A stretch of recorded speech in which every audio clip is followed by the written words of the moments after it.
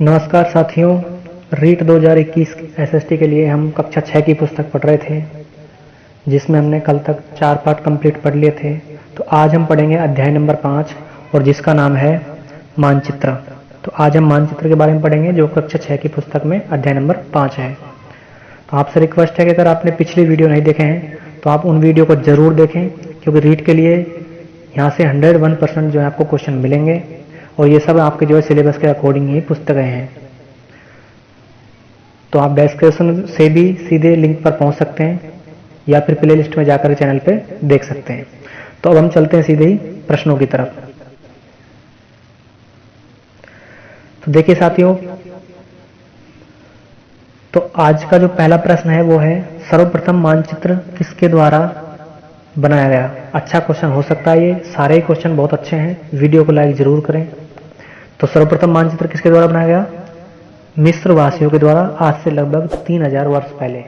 तो 3000 वर्ष पहले जो सर्वप्रथम मानचित्र का जो निर्माण किया था वो किया था मिस्र के लोगों के द्वारा। नेक्स्ट है हेकेटियस ने मानचित्र कब तैयार किया। ये अच्छा क्वेश्चन हो सकता है। हेकेटियस ने ईसा पूर्व 5वीं या 6ठी शताब्दी में मानचित्र तैयार किया था। नेक्स्ट है, ये आप इसको तो ज्यादा इंपॉर्टेंट लगा के चलिए। नेक्स्ट है अक्षांश व देशांतर रेखाओं के आधार पर सर्वप्रथम मानचित्र की रचना किसके द्वारा की गई। अक्षांश और देशांतर के आधार पर पहली बार जो मानचित्र बनाया था वो बनाया था टॉलमी के द्वारा। देखिए 4 विकल्प यहाँ पर आपको दे दिए जाएंगे, बहुत बढ़िया क्वेश्चन हो सकता है, इसलिए आप वीडियो को जरूर देखें, ज्यादा से ज्यादा अपने सभी मित्रों तक शेयर करें। रीट 2021 के लिए यहाँ से आप क्वेश्चन मिलेंगे। आगे देखिए, नेक्स्ट है प्रिंटिंग मशीन का आविष्कार कहां हुआ। प्रिंटिंग मशीन का, तो प्रिंटिंग मशीन का आविष्कार कहां हुआ था? तो प्रिंटिंग मशीन का आविष्कार हुआ था यूरोप में। कहां हुआ था? यूरोप में हुआ था सर्वप्रथम, और 16वीं शताब्दी में हुआ था। तो अच्छा क्वेश्चन हो सकता है। नेक्स्ट है नई दुनिया किसको कहा जाता है? अमेरिका को। की खोज किसने की? तो अमेरिका की खोज किसने की थी? 4 ऑप्शन डाल दिए जाएंगे, सही आंसर क्या होगा? कोलंबस ने। तो अमेरिका की खोज की थी कोलंबस ने, और कब की थी? 1492 ईस्वी में। नेक्स्ट जो क्वेश्चन है ये इंडियन हिस्ट्री में भी बहुत ज्यादा बार पूछा गया है, और क्वेश्चन है वास्को डी गामा भारत कब आया। वास्को डी गामा भारत कब आया? तो वास्को डी गामा आया था 1498 ईस्वी में, और सर्वप्रथम भारत में आया था, लेकिन किस जगह आया था? तो सर्वप्रथम आया था केरल में, और केरल में एक स्थान है कालीकट। तो कालीकट नामक स्थान पर यह सर्वप्रथम आया था। कौन आया था? Vasco D gamma. तो ये भी याद रखें। नेक्स्ट है मानचित्रों का संकलन क्या कहलाता है, कहा जाता है, वो क्या कहा जाता है? तो एटलस। आप सभी ने ये जरूर देखा होगा, एटलस के बारे में सुना होगा, एटलस मानचित्र। तो ये भी अच्छा क्वेश्चन है, याद रखें। आगे देखिए, नेक्स्ट है दिशा ज्ञात कराने वाले यंत्र को क्या कहा जाता है। देखिए बहुत छोटी छोटी वीडियो है, लेकिन 101% आपको यहाँ से प्रश्न जरूर मिलेंगे, इसलिए आप वीडियो को बिल्कुल अवॉइड ना करें, जरूर देखें। दिशा ज्ञात कराने वाले यंत्र को क्या कहा जाता है? तो दिशा ज्ञात कराने वाले यंत्र को कहा जाता है दिशा सूचक यंत्र, या फिर दिक्सूचक यंत्र, या फिर इसी को क्या कहा जाता है? कंपास। तो अच्छा क्वेश्चन हो सकता है। नेक्स्ट है किसी छोटे क्षेत्र का बड़े पैमाने पर खींचा गया रेखाचित्र क्या कहलाता है। कोई छोटा क्षेत्र है उसको मैंने बड़े मानचित्र पर दर्शा दिया, तो वो क्या कहलाता है? तो कहलाता है खाका। तो क्या कहलाता है? खाका, याद रखें। नेक्स्ट है जो मानचित्र किसी वस्तु विशेष की जानकारी प्रदान करता है, कौन सा मानचित्र कहलाता है? कोई वस्तु विशेष की जानकारी प्रदान कर रहा है तो मानचित्र, वो मानचित्र इसको क्या कहेंगे? तो वो मानचित्र क्या कहलाएगा? विषयक मानचित्र, या फिर इसी को कहेंगे थीमेटिक मानचित्र। तो ये भी याद रखें। आगे देखें, नेक्स्ट है छोटे क्षेत्र को बड़ा और विस्तृत करके दिखाए जाने वाले मानचित्र क्या कहलाते हैं। देखिए छोटे क्षेत्र को बड़ा करके जो दिखाया जाता है तो उस मानचित्र को क्या कहा जाता है? भूसंपत्ति मानचित्र, या फिर इसी को कहा जाता है कैडेस्ट्रल मैप। तो ये याद रखें। तो छोटे क्षेत्र को बड़ा क्षेत्र जो दिखाया जाता है उसको क्या कहा जाता है? भूसंपत्ति मानचित्र।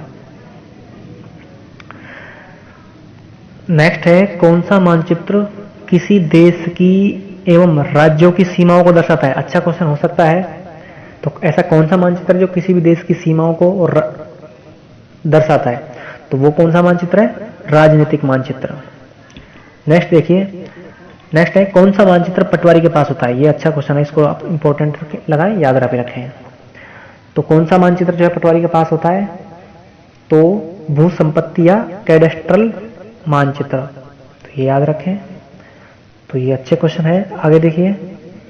तो साथियों ये तो थे इस पाठ से संबंधित जितने भी प्रश्न। बहुत छोटा पाठ है लेकिन बहुत ही महत्वपूर्ण यहाँ पर क्वेश्चन बन सकते हैं। अब हम इसके पाठ के अंत में जो शब्दावली और जो कुछ महत्वपूर्ण प्रश्न दिए हैं उनको भी एक बार देख लेते हैं। देखिए साथियों, ये पाठ के अंत में शब्दावली दी हुई है। कुछ शब्दावली से भी सीधे आपको मिलान वाले क्वेश्चन बना करके या क्वेश्चन बना करके दिया जा सकता है, इसलिए इनको भी आप जरूर देखें। देखिए ग्लोब, ग्लोब क्या होता है? तो ग्लोब क्या होता है? पृथ्वी का प्रतिरूप यानी कि मॉडल। तो ये भी आपको पता होना चाहिए। नेक्स्ट है विषयक मानचित्र, जिसको अभी हमने पढ़ा था थीमेटिक मैप। तो ये क्या होता है? किसी विशेष तथ्य की जानकारी का मानचित्र जो है वो क्या कहलाता है? विषयक मानचित्र, यानी कि किसी विषय की जानकारी जो प्रदान कर दे वो विषयक मानचित्र। याद रखें, इंग्लिश में बोलते हैं थीमेटिक मैप। नेक्स्ट है दिक् सूचक यंत्र यानी दिशा सूचक यंत्र। तो ये क्या काम करता है? दिशा बताने वाला यंत्र होता है। रूढ़ चिन्ह, देखिए ये आप रूढ़ चिन्ह आपको पता होना। यह रूढ़ का मतलब होता है जो परंपराओं से चले हुए आ रहे हैं, जिनको हम किसी एक निश्चित मतलब पर्टिकुलर नाम से हम संबोधित कर दें और वो उसका नाम के लिए ही प्रसिद्ध हो जाए, वो रूढ़ कहलाते हैं। तो ये क्या होते हैं? परंपरागत मान्यता वाले चिन्ह। नेक्स्ट है कैडेस्ट्रल, कैडेस्ट्रल मतलब भू संपत्ति मानचित्र। देखिए अगर आपको रूढ़ चिन्ह में अगर थोड़ी कोई समस्या है तो ये एक पिक्चर में आपको दिखा रहा हूं, ये इसी बुक में दिया हुआ है। इन पिक्चर को देख करके आप अनुमान लगा सकते हैं कि आप रूढ़ चिन्ह क्या होते हैं अगर आपको इसमें समस्या है तो। एक पिक्चर आप देख लीजिए, ये इसी बुक से लिया हुआ है। इसमें सबसे ऊपर देखिए रेलवे लाइन से संबंधित जो चिन्ह है, जिनको हम देख करके अनुमान लगा सकते हैं कि ये रेलवे लाइन का चिन्ह है और इस यहाँ पर रेलवे लाइन जो बिछी हुई है। नेक्स्ट सड़क का चिन्ह देख लीजिए आप, कच्ची पक्की दोनों का। सीमाओं के चिन्ह आप देख लीजिए, इस तरह से नदी, कुएं, तालाब इनके। फिर है मंदिर, मस्जिद, गिरजाघर, ये आप सभी जानते होंगे, ये जगह जगह जहां पर मंदिर है वहां पर लगे होते हैं। पोस्ट ऑफिस का चिन्ह देख लीजिए, इस तरह से लिखा होता है। तो ये रूढ़ चिन्ह है सारे। बस्ती के देख लीजिए, कब्रिस्तान के देख लीजिए, पेड़ पौधे, वन जंगल जो भी है, तो ये सारे जो क्या है रूढ़ चिन्ह है। तो ये आपको समझ में आ गया होगा। आगे देखिए। नेक्स्ट है अभ्यास प्रश्न। दिशा सूचक यंत्र की सुई हमेशा होती है। तो दिशा सूचक यंत्र की सुई कौन सी दिशा में हमेशा होती है? ऑप्शन है दक्षिण दिशा में, उत्तर दिशा में, पूर्व दिशा में या पश्चिम दिशा में। तो दिशा सूचक यंत्र की जो सुई है वो हमेशा उत्तर दिशा में होती है। तो अच्छा क्वेश्चन हो सकता है। नेक्स्ट है वास्को डी गामा ने किस देश तक आने के लिए समुद्री मार्ग की खोज की थी? तो वास्को डी गामा समुद्री मार्ग से भारत आए थे, तो ये किसकी खोज की थी इसने? भारत की। तो अच्छा क्वेश्चन है, ये हिस्ट्री में भी आपसे पूछा जा सकता है, इंडियन हिस्ट्री में। नेक्स्ट देखिए।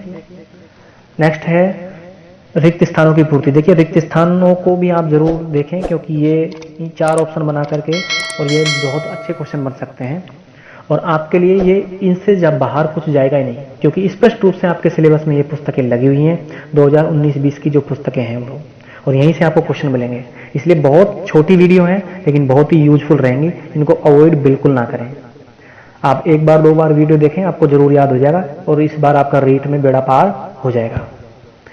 तो नेक्स्ट जो क्वेश्चन है वो है ग्लोब डैश डैश डैश का प्रतिरूप है। तो ग्लोब अभी हमने पढ़ा था किसका प्रतिरूप है? तो मॉडल, सॉरी पृथ्वी का क्या है? प्रतिरूप है, यानी कि पृथ्वी का क्या है? मॉडल है।